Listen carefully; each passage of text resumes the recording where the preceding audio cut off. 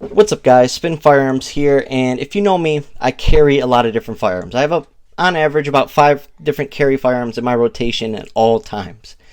And I shoot a lot of these smaller micro 9s out there because that's my favorite category of pistols is subcompacts and micro 9s.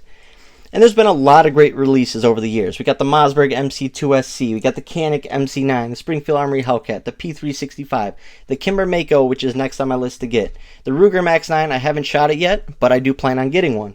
We got the Shield Plus. We have all these great options. We have the FN Reflex. I mean, literally, you can find the handgun that is perfect for you. But what I've noticed and what I've experienced over the last couple of weeks of shooting is that this is probably the best overall micro 9.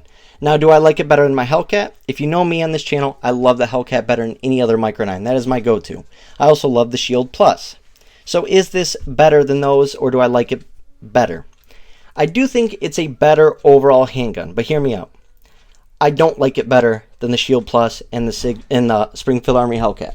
The reason is, with my Hellcat, if I want 15+1 and that full grip, I can get it using a 15-round mag. But if I need deep concealment or want a lighter carry option, you can just throw the flush 11-round mag in there. I wish they would have done the same with the IWI Masada Slim, but they didn't. But it is what it is. 13+1 setup, comes with two 13-round mags. And what's great about it is it also takes some CZ75 mags, I believe a 19-rounder and a 21-rounder if I'm not correct. So that's amazing. Now, before we get started though, hit the like button, drop a comment down below, and subscribe. Tell me what you carry today. Tell me, is this firearm on your radar? Now, let's compare it to the Hellcat real quick, because I always talk about the Hellcat on this channel. The Hellcat has a thinner slide. It's also a shorter slide. Also has a shorter barrel though. But all that mass up top on that Masada, you know what that means? Less recoil. Now you can see 15+1 on the right, 13+1 on the left. A little different, so they probably could have snuck, a couple more rounds in here or whatever, but they didn't. 13+1 is plenty for everyday carry. Now, one thing I do want to mention, shout out to IWI for this little feature. It doesn't look like much, doesn't seem like much, but it feels really good. Notice that flared magazine. It almost acts as a magwell. Now, it's not going to act as a magwell for reloading, but it acts as a magwell and sort of locks these 3 fingers together. You see that? Your pinky is resting on this little lip right here.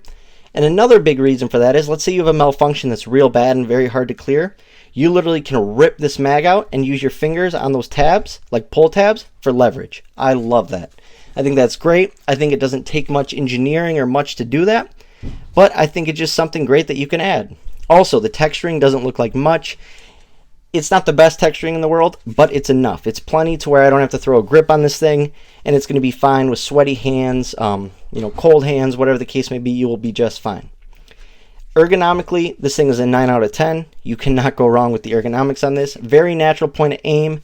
Comes with 3-dot sights, and what I like is that the black 2 dots are blacked out, or the back 2 dots are blacked out, but you can still see those dots. It is a U-notch, if you can see right there. Like, I love the U-notch on my XDM, on my Hellcats, and so on. So I don't mind the U-notch, and then that white dot. So very good sights. And I think I got this for $420 or $415, something like that. Awesome rear serrations. They work great. Awesome front serrations. They also work great. They also went into the frame with the design, which actually makes it look really cool. No rail, but I like how the serrations sort of match the trigger, and it just gives it a great overall look, especially with the logo right there. I think they did a great job with appearance on this firearm. Now, appearance doesn't matter the most, but I do like a nice looking firearm. I think we can all say that. It helps us get more invested and involved in our carry firearms and so on. The finish is good. I just haven't put it through enough yet. I don't have my holster for it yet, but the finish is pretty good. And I think it's going to last, and I don't think we're going to have any rust issues or anything like that. The trigger is absolutely amazing. Obviously, my firearms are always cleared and safety checked prior to the videos, and my only firearms that stay loaded with the round in the chamber are my carry rotation, and they stay locked up. And if I'm making a video, they get cleared properly and are made safe.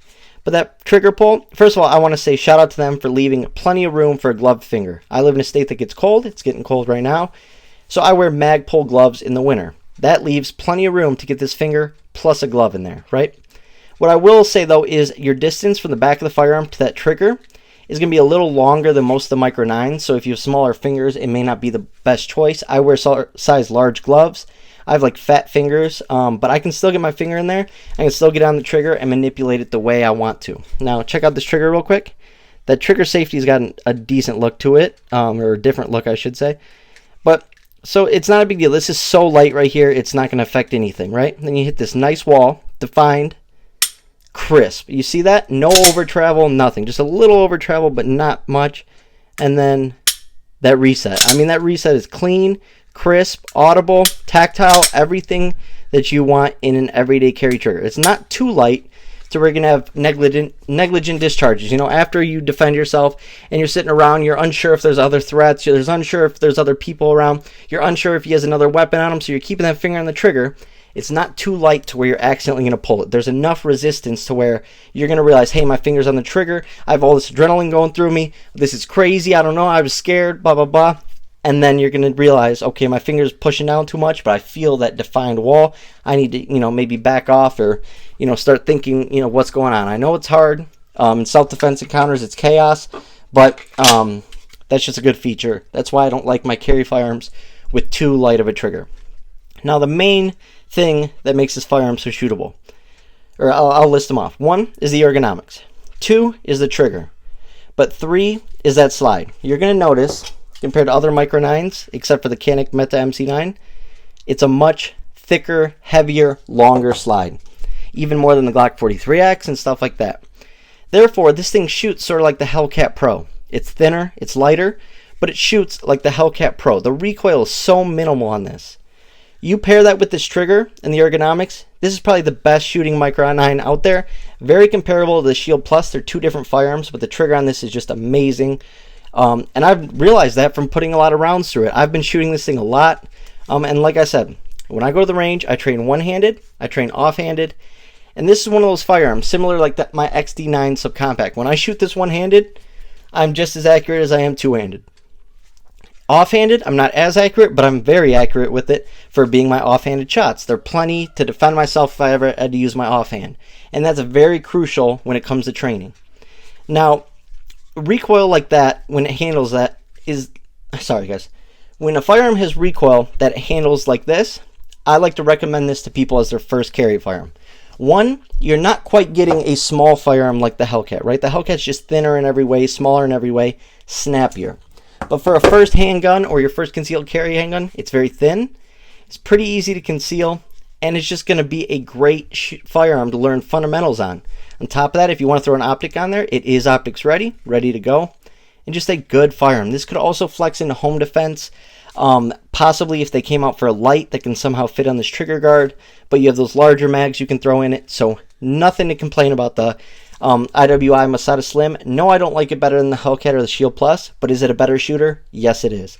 Those two options are just more concealable, but this is one of those firearms like the Glock 43X, the Hellcat Pro, where they're a little bigger, but it makes it just that much better. So the IWI Masada 9 Slim is the way to go. I definitely like it better than my Canik Meta MC9, and I would say this is my third favorite Micro 9. Anyways, guys, I appreciate it. Let me know your thoughts on this firearm in the comments. Thanks for watching.